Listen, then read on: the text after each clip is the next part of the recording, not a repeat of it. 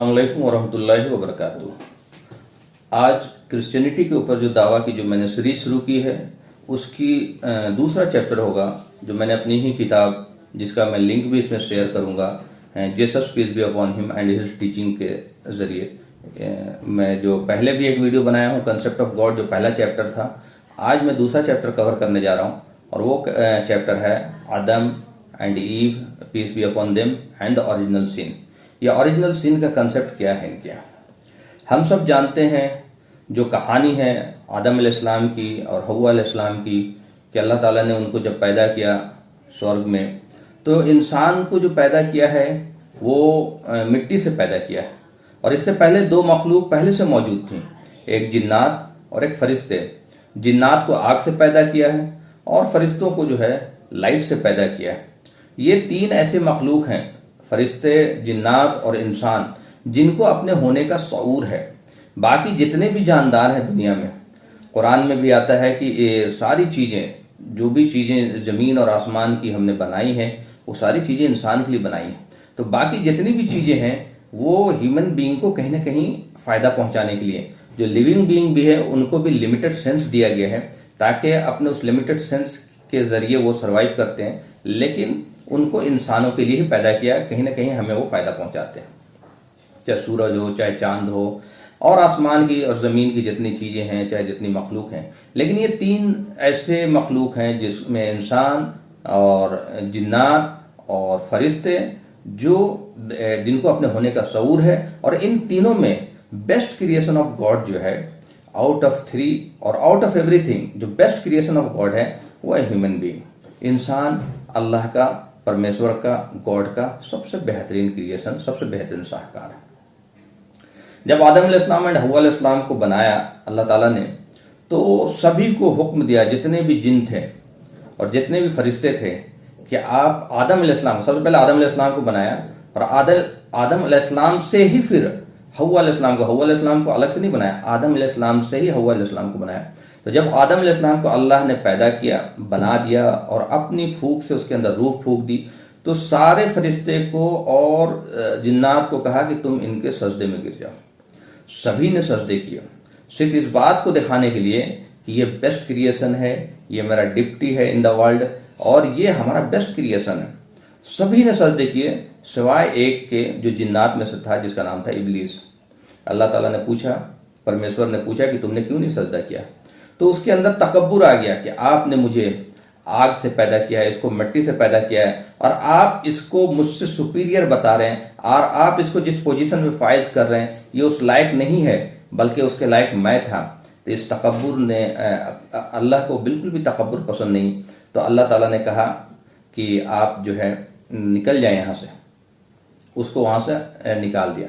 फरिश्तों ने भी क्वेश्चन किया था, जब अल्लाह ताला ने इरादा किया था आदम एंड हव्वा अलैहिस्सलाम को बनाने के, तो फरिश्तों ने भी क्वेश्चन किया था कि अल्लाह, आप इंसान को क्यों बना रहे हैं? ये दुनिया में खून बहाएगा, फसाद करेगा। तो अल्लाह ताला कहते हैं कि जो मैं जानता हूँ वो तुम नहीं जानते। और उसके टेस्ट के तौर पे अल्लाह ताला ने कहा कि मैं कुछ नाम पूछता हूँ जो तुम बताओ। फरिश्तों से पूछा गया कि तुम बताओ, तो फरिश्ते जो है कासिर थे। जब आदम अलैहिस्सलाम से पूछा गया तो उन सारे नामों को उन्होंने बताया। तो कहने का मतलब है कि अल्लाह ताला ने हमारे ह्यूमन बीइंग में, आदम अलैहिस्सलाम के दिमाग में वो सारी चीज़ें क़यामत तक के लिए जो भी इल्म और इन्फॉर्मेशन है वो एक्चुअली डोरमेंट कर दिया है, डाल दिया है। वो इंसान अपनी धीरे धीरे सलाहियत के हिसाब से उसको एक्सप्लोर करता चला जा रहा है। ये तो हुई, फरिश्ते ने जब ऑब्जेक्शन किया तो अल्लाह ताला ने उसका सवाल, उनको जवाब दिया कि भाई ये क्यों बेस्ट क्रिएशन है। दूसरा, जिन्नात ने, जो एक इब्लीस था, बाकी सारे जिन्नातों ने सजदा किया सिवाय इब्लीस के। तो अल्लाह ताला ने पूछा जब उनसे कि क्यों तुमने सजदा नहीं किया, तो उसके अंदर तकब्बुर आ गया था। तो उसको जब निकाला गया शैतान को, तो वो बाद में उसका नाम शैतान पड़ा, पहले तो उसका नाम इब्लीस था। जब उसको निकाला गया तो उसने एक मोहलत मांगी। ये बहुत ही ख़ास बात है, एक मोहलत मांगी कि हमें मोहलत दिया जाए उस दिन तक का जिस दिन आप इस दुनिया को ख़त्म करेंगे, और मैं ये साबित करूँगा कि इंसान उस लायक नहीं है जिस पोजीशन पे, जिस मनसब पे आप इसको फाइज कर रहे हो। तो अल्लाह ताला ने उसे मोहलत दी, लेकिन वो मोहलत में सिर्फ इतनी मोहलत है कि वो इंसानों को राह से भटकाने की कोशिश करेगा, विस्पर करेगा, ذہن میں وسوسہ ڈالے گا، ہے نا، لیکن اس کو کوئی فزیکل قدرت اور فزیکل طاقت نہیں دی کہ وہ زبردستی انسان کو بہکا دے گا۔ وہ کوشش کرے گا، آپ کے ڈیسیجن میکنگ کو افیکٹ کرے گا، کئی بار آپ کو بہکانے، جیسے کسی پوائنٹ پہ آپ سوچ رہے ہیں، 2 آپشن ہیں، تو آپ کو اس ایسے آپشن کی طرف لے جانے کی کوشش کرے گا جو آپ کو پرمیشور سے، رب سے دور کر دے، آپ کو رب کی بندگی سے دور کر دے۔ اس زندگی کا مقصد جو ہے، ساری انسانیت کو اللہ تعالیٰ نے جو پیدا کیا ہے، اور جنات کو تو قرآن میں آتا ہے وَمَا خَلَقْتُ الْجِنَّ وَالْإِنسَ إِلَّا لِيَعْبُدُونِ، ہم نے نہیں پیدا کیا جنات انسان مگر اپنی بندگی کے لیے۔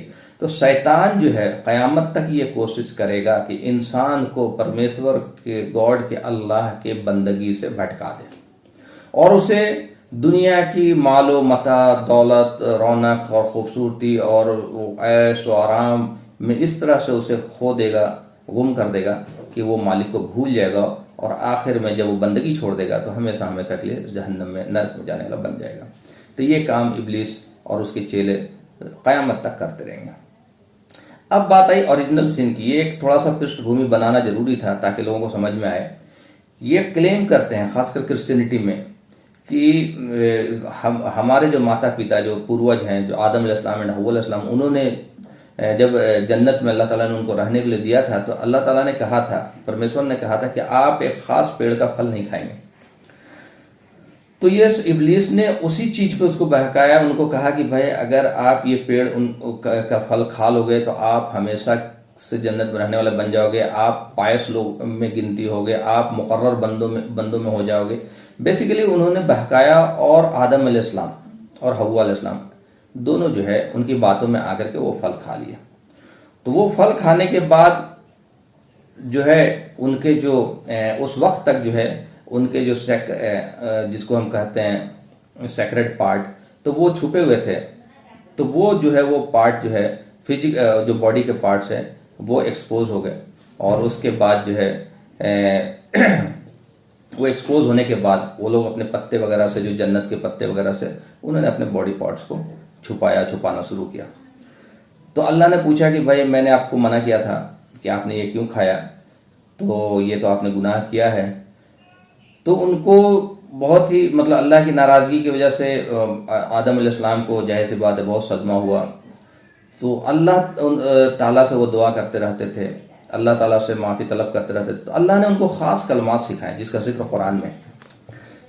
قرآن میں سورہ بقرہ میں 37 نمبر کے آیت میں ہے کہ اللہ نے ان کو کچھ خاص کلمات سکھائے۔ ان کلمات کو بیسس بنا کر کے آدم علیہ السلام اور حوا علیہ السلام نے اللہ سے معافی طلب کی، اور اللہ نے ان کی معافی قبول کر لی۔ تو یہ جو گناہ ہوا تھا، جو سن ہوا تھا، وہ معافی اللہ تعالیٰ نے دے دی، اور وہ گناہ ختم ہو گیا۔ تو جب وہ گناہ ختم ہو گیا تو وہ جو سن جو ہے ان کے بچوں میں ٹرانسفر ہونے کا کوئی مطلب نہیں ہوتا۔ اور یہ جو کرسچینٹی کلیم کر رہے ہیں کہ بھائی ہم لوگ چونکہ ہمارے ماتا پتا گناہ گار تھے، اس لیے ہماری جو گناہ ہے وہ کیری فارورڈ ہوتے آ رہی ہے، اور وہ گناہ تبھی ختم ہوگا جب ہم جیسس پہ بلیو کریں گے، جیسس کو گاڈ مانیں گے، کیونکہ جیسس آئے ہی تھے ہماری گناہ کو، ساری انسانیت کی گناہ کو لینے کے لیے۔ تو یہ کنسپٹ جو ہے وہ غلط ہے۔ تو عیسیٰ علیہ السلام سے پہلے جو لوگ آئے ان کا گناہ کون لے گیا؟ وہ تو پھر گناہ گاری چلے گئے۔ تو یہ سب باتیں غلط ہیں۔ عیسیٰ علیہ السلام، آدم علیہ السلام کی گناہ کو اللہ تعالیٰ نے معاف کر دیا۔ عیسیٰ علیہ السلام کو اللہ تعالیٰ نے نبی بنا کے بھیجا۔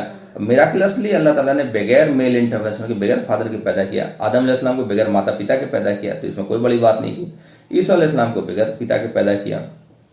تو اس کا ذکر قرآن میں بھی ہے کہ نہ کوئی باپ بیٹے کا گناہ کیری کرے گا قیامت کے دن، نہ کوئی بیٹا باپ کا گناہ کیری کرے گا قیامت کے دن۔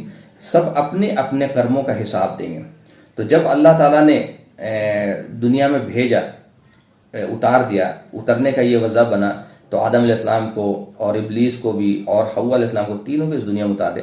لیکن ایک خاص انسٹرکشن دیا قرآن میں سورہ بقرہ میں 38 نمبر کی ورس آیت ہے، اس میں کہا گیا قُلْنَا اهْبِطُوا مِنْهَا جَمِيعًا فَإِمَّا يَأْتِيَنَّكُم مِّنِّي هُدًى فَمَن تَبِعَ هُدَايَ فَلَا خَوْفٌ عَلَيْهِمْ وَلَا هُمْ يَحْزَنُونَ۔ یہ بڑی خاص انسٹرکشن سی۔ اس میں اللہ تعالیٰ کہتے ہیں گیٹ یہ ڈاؤن آل فرام ہیئر، سب لوگ، تم لوگ تینوں نیچے اتر جاؤ۔ And if as is sure there come to you guidance, اور تمہارے پاس ایک گائیڈنس بیچ بیچ میں آتا رہے گا۔ میرے طرف سے تمہارے پاس یہ دودھ کا کنسپٹ آ رہا، پروفٹس کا کنسپٹ آ رہا، جس کو عربی میں نبی اور رسول کہتے ہیں، کہ میرے طرف سے تمہارے پاس نبی، رسول، دودھ، یہ سندیشہ آتے رہیں گے۔ جو لوگ ان کی انسرن کریں گے، ان کی باتوں کو مانیں گے، ان کی گائیڈنس بتائے ہوئے راستے پہ چلیں گے، اور وہ کیا بتائیں گے؟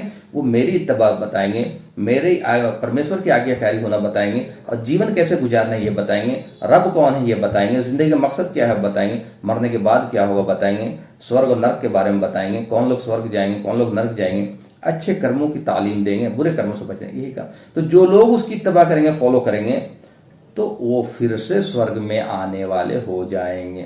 یہ ایک اب کنڈیشن ہے، اور یہ کنڈیشن ساری انسانیت کے لیے، ساری ہیومن بینگ کے لیے جو بھی قیامت تک لے آئیں گی۔ جیسی بات ہے، یہ دھرتی جو ہے پرمیشور کا ہے، ایشور کا ہے، اللہ کا ہے، یہ دھرتی انسانوں کا نہیں ہے۔ اگر ہمارا ہوتا تو ہم تو چھوڑ کے ہی نہ جاتے۔ بڑے بڑے ارب پتی، خرب پتی، بڑے بڑے پولیٹیشین، بڑے بڑے نیتا، ابھینیتا، بہت بڑے بڑے فلم اسٹار، دنیا میں چاہے آپ کتنے بڑے ہوں، اس سے کوئی مطلب نہیں، آپ کو لوٹنا وہیں ہے، جانا وہیں ہے۔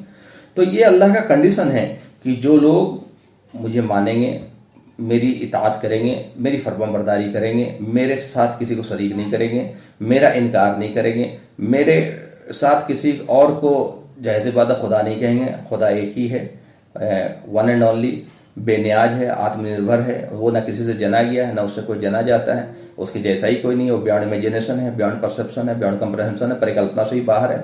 وہ سنتا بھی ہے، وہ دیکھتا بھی ہے، وہ ہمارے اتنا قریب جتنا گردن کا من میں سوچتے وہ سنتا، دل میں کوئی بات آتی سنتے۔ ایسے مالک کی اپاسنا، ایسے مالک کی وندنا، ایسے مالک کی اطاعت، ایسے مالک کی فالوئنگ، ایسے مالک کی اوبیڈینس اختیار کریں گے جیسے اس کے دودت بتاتے ہیں۔ جس زمانے میں جو دودت آئے، جس نے اس کی انوسرن کری، اس نے ایشور کی انوسرن کری۔ آخری دودت ہمارے زمانے کے دودت ہیں، وہ محمد صلی اللہ علیہ وسلم ہیں، وہ رحمۃ اللہ علیہ سارے انسانیت کے لیے دودت بنا کے بھیجے۔ انہوں نے یہ نہیں کہا کہ میں خدا ہوں، انہوں نے کہا کہ ہم سب کا مالک ایک ہے، اور وہ مالک جو ہے وہ انسان نہیں ہے، وہ انسانوں کا پیدا کرنے والا ہے، بلکہ ساری کائنات کا وہ اکیلا کریٹر ہے، باقی سارا اس کا کریشن ہے۔ ایسے مالک کی اپاسنا، ایسے مالک کی وندنا، وہ جو اجنما ہے، وہ جیون مرتیو سے پرے ہے۔ انسان جیون مرتیو سے پرے نہیں ہے، ہمیں جیون ملا، مرتیو آئے گی۔ تو یہ چیزیں ایک کنڈیشن ہے وہاں ہمیں سورگ میں جانے کے لیے۔ ہمارے ماتا پتا جو ہمارے پوروج ہیں، ہمارے آدم علیہ السلام اینڈ حوا علیہ السلام، دیکھیے سارے انسان ایک ہی ماتا پتا کے سنتان ہیں، اس میں بھی کوئی دو رائے نہیں۔ آپ پیچھے کی اور بڑھیں گے تو آبادی گھٹتی جائے گی، گھٹتی جائے گی، گھٹتی جائے گی، بالکل پیچھے جاتے جاتے جاتے جو آبادی کا پیرامڈ جو جغرافی میں دکھایا جاتا ہے نا، وہ 2 پوائنٹ پہ جا کے ملتے ہیں، ایک ماتا ایک پتا، ایک ماتا ایک پتا کے سنتان۔ ساری انسانیت آپس میں ایک دوسرے کے بھائی ہیں، خونی رشتے دار ہیں، اور ہمیں اس دنیا میں حکومت کرنے کے لیے، اس دنیا میں عیش و آرام کرنے کے لیے، اس دنیا میں اپنی جلوہ بکھیرنے کے لیے نہیں بھیجا گیا ہے۔ اس دنیا میں الذی خلق الموت والحیات لنبلوکم ایکم احسن عملا، اس نے ہمیں جیون مرتیو کے چکر میں اس لیے باندھا تاکہ وہ آزمائے کہ ہمیں سے بہترین انسان کون ہے۔ تو یہ جو بات کہی جا رہی ہے کہ اور ہمارے ماتا پتا نے گناہ کیا ہے، اس کی گناہ ہم سب بھگت رہے ہیں، اور اس گناہ سے بچنے کا طریقہ ہے کہ ہم جیسس کو گاڈ مان لیں۔ بھائی جیسس نے کہیں بائبل میں نہیں کہا کہ آئی ایم گاڈ۔ عیسیٰ علیہ السلام بائبل میں کہیں نہیں کہتے کہ میں خدا ہوں، کہیں کہا ہی نہیں، یہ تو لوگوں نے بعد میں بنا دیا۔ عیسیٰ علیہ السلام بھی جیسے محمد صلی اللہ علیہ وسلم اللہ کے دودت ہیں، رسول ہیں، ویسے عیسیٰ علیہ السلام بھی اللہ کے دودت اور رسول تھے۔ اس سے پہلے موسیٰ علیہ السلام آئے۔ قرآن میں 25 دودتوں کا ذکر ہے، اور قرآن میں کہا گیا کہ اس دھرتی میں ہم نے کوئی ایسا جگہ چھوڑا ہی نہیں جہاں اپنے دودت یا رسول نہ بھیجے۔ تو اسی طرح عیسیٰ علیہ السلام بھی۔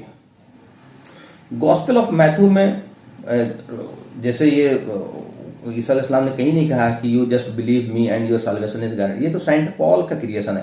یہ سینٹ پال نے کہا کہ Jesus has nothing to offer you accept his blood and گور، کہ عیسیٰ علیہ السلام کے پاس کچھ بھی نہیں ہے سوائے اپنے خون اور اپنی زندگی کو سیکریفائس کرنے کے، اور اگر ان کا ریسریکشن نہیں ہوا تو دیر از نو ریسریکشن، تو دیر از نو کرسچینٹی۔ یہ پوری فلاسفی جو ہے سینٹ پال نے دی، جو میری کتاب میں آپ کو آگے ملے گی، اور آگے چیپٹر میں بھی ڈسکشن آئے گا۔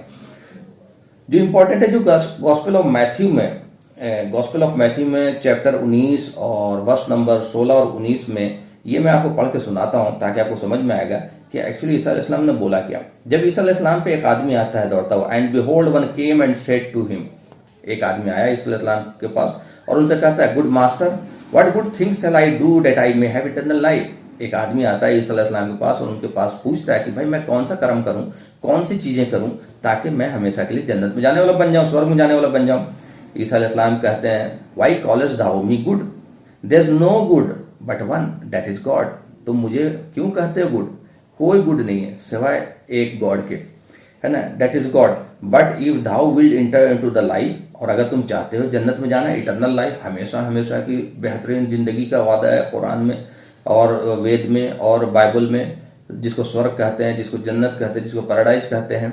तो अगर तुम चाहते हो हमेशा हमेशा के लिए जन्नत में जाना, तो कीप द कमांडमेंट। जो चीज कहा जा रहा है उसको मानो, जिससे रोकने को कहा जा रहा है। हमें मालूम है कि ईसा अलैहिस्सलाम कोई नई शरीयत नहीं लाए थे, कमांडमेंट वही फॉलो करना था जो मूसा अलैहिस्सलाम को दिया था। ये उसी कमांडमेंट की बात हो रही है जो 10 कमांडमेंट्स मूसा अलैहिस्सलाम को दी गई थी तौरात में, जो बाइबल में भी मौजूद है। He said unto him which Jesus said, उसने कहा, जो आदमी जिसको ईसा अलैहिस्सलाम समझा रहे थे कि भाई कौन कौन सी कमांडमेंट है, पूछा तो ईसा अलैहिस्सलाम कहते, थाउ शैल डू नो मर्डर, तुम किसी का कत्ल नहीं करोगे। Thou shall not commit adultery, तुम लोग अडल्ट्री नहीं करोगे, जिना नहीं करोगे। थाउ शैल नॉट स्टील, तुम चोरी नहीं करोगे। Thou shall not bear false witness, तुम झूठी गवाही नहीं दोगे। Honour thy father and mother, अपनी माँ और बाप की इज्जत करोगे। और thou shall love thy neighbour, और तुम अपने पड़ोसियों से बेहतरीन हुस्न सलूक करोगे। And thy self as thy self, जैसे तुम अपने साथ बेहतरीन, अपने साथ जो चीज पसंद करते हो वो अपने पड़ोसी को पसंद करें। ये किसमें है? Gospel of Matthew chapter 19 16 and 19 से। तो ये जो कंसेप्ट ऑफ ओरिजिनल सिन है इज नॉट करेक्ट, ये कंसेप्ट गलत है। और ये ईसाइयों को एक्चुअली, क्रिश्चियन जो है वो भी बाइबल नहीं पढ़ते खुले दिमाग से। ये सारी क्रिश्चियनिटी आज के डेट में है ही नहीं, ये एक्चुअली पॉलिनिटी है। सारी क्रिश्चियनिटी का यू टर्न दे दिया सेंट पॉल ने। उसने कहा कि मैंने ईसा अलैहिस्सलाम को देखा दमस्कस की गलियों में और उन्होंने मुझसे ये बोला है, और लोगों ने इस चीज को यकीन कर लिया और उसने सारी फिलॉसफी को यू टर्न दे दिया। आप आगे आएंगे जैसे जैसे आएगा, तो जो जो चीजें मना की थी बाइबल में और इंजील में और तौरात में, वो सारी चीजें आज ये कर रहे हैं। तो हमें इसलिए ये सारी चीजें जानना है कि ओरिजिनल सिन जो है, जिसके वो बेसिस बना करके ये लोगों को कहते हैं कि भाई तुम्हारा गुनाह जो है हमेशा हमेशा से चला आ रहा है, जो तुम्हारे माता पिता ने किए, और ये सिर्फ तुम्हारे गुनाह जो है जीसस ही माफ करवा सकते हैं। यह गलत है। ईसा अलैहिस्सलाम अल्लाह के नबी थे, रसूल थे, जिनको अल्लाह ताला ने इंसानियत के गाइडेंस के लिए भेजा था। और वो जो कंसेप्ट इन्होंने दिया है कि 3 in 1 की सन, गॉड एंड हॉली स्पिरिट, तो ये गलत कंसेप्ट है। गॉड एक ही है, 3 नहीं है। वाखिर दावाना अल्हम्दुलिल्लाह रब्बिल आलमीन।